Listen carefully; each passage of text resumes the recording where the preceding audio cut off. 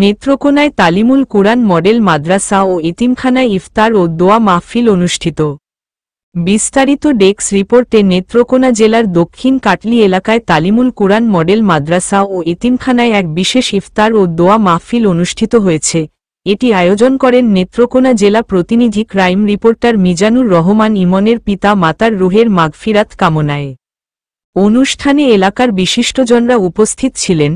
বিশেষ অতিথি হিসেবে উপস্থিত ছিলেন নেত্র টুডের সম্পাদক প্রণব রায় রাজু, খবর নেত্রকোনা সম্পাদক ও প্রকাশক রেজাউল হাসান সুমন, দৈনিক জবাবদিহি পত্রিকার জেলা প্রতিনিধি নাজমুল ইসলাম, সুবর্ণ বাংলার জেলা প্রতিনিধি আবু হানিফ উজ্জ্বল এবং রাজধানী টেলিভিশনের স্টাফ রিপোর্টার হৃদয় রায় সজীব, এছাড়াও স্থানীয় গণ্যমান্য ব্যক্তি, শিক্ষক, সাংবাদিক ও সাধারণ জনগণ এতে অংশ নেন। অনুষ্ঠানের শুরুতে মরহুমের আত্মার মাগফিরাত কামনায় কোরআন তিলাওয়াত ও বিশেষ দোয়া অনুষ্ঠিত হয়। এরপর মাদ্রাসার শিক্ষার্থীদের নিয়ে ইফতার করা হয়।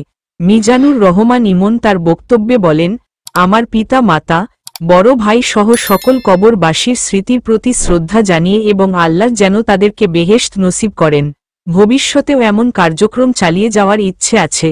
অনুষ্ঠানের আয়োজকরা ভবিষ্যতে আরও দোয়া মাহফিল ও জনকল্যাণমূলক কাজ করার প্রতিশ্রুতি দেন।